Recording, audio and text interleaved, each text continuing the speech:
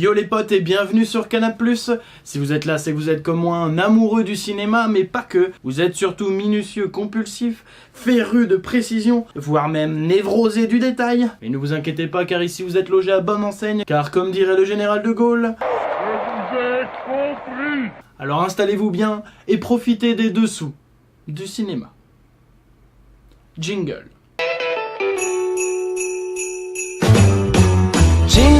Jingle bell, jingle bell rock. Jingle bell swing and jingle bells ring. Nouvel épisode, nouveau détail. Aujourd'hui, on va parler d'un objet que vous connaissez très bien. Un objet que les acteurs, actrices, réalisateurs ou actrices convoitent énormément. En effet, nous allons parler aujourd'hui de l'Oscar. Et avant d'entendre les hurlements de la foule, oui, j'ai un Oscar. Donc certes, vous connaissez cet objet, mais encore une fois, dans Canap+, nous allons aller plus loin. Avec cette question. C'est qui Oscar? Encore une fois, je vous ai obtenu en exclusivité les interviews. Nous allons donc avoir nos réponses en images. Hein? L'histoire de l'Oscar? Ah, c'est une des histoires les plus fantastiques. J'ai fait mon mémoire là-dessus, je m'en souviens. Tout a commencé dans l'année 1923. John Smith, alors gérant d'un cabinet rattaché à un grand studio hollywoodien, se voit arriver dans son bureau un jeune stagiaire, du nom d'Oscar. John Smith raconte que Oscar n'avait pas de compétences particulières, mais un charme et une audace folle, à l'américaine, style Hollywood. Forcément, il fut embauché, seulement comme stagiaire au début. Puis en 1926, lors d'une réunion regroupant tous les plus grands studios hollywoodiens, la question est venue sur le tapis.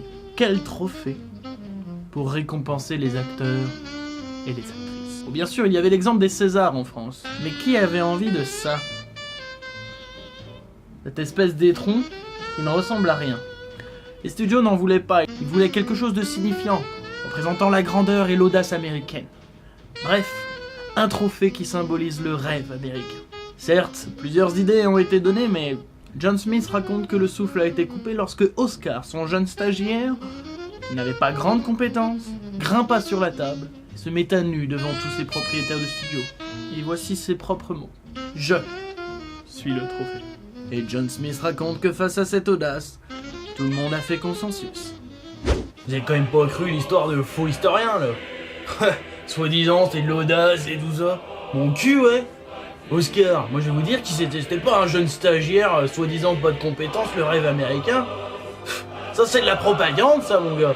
Ce qui s'est vraiment passé, c'est que Oscar, bah c'était le putain de fils de patron. Bah voilà c'est tout. Et je peux dire qu'à la réunion, personne n'avait le choix. Hein?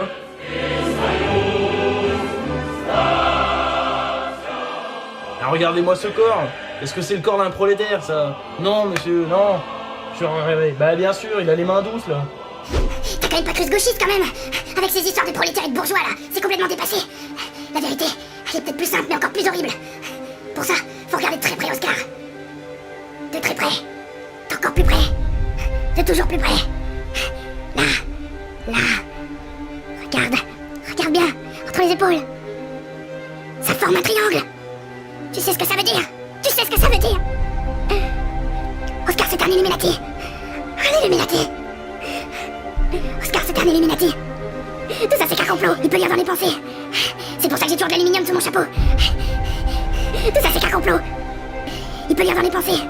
Bien sûr, il fallait qu'il contrôle le monde. Tout ça, c'est qu'un complot sans lui. C'était la solution à tout. Tout ça, c'est qu'un complot. Le surfeur d'argent ne suffisait plus.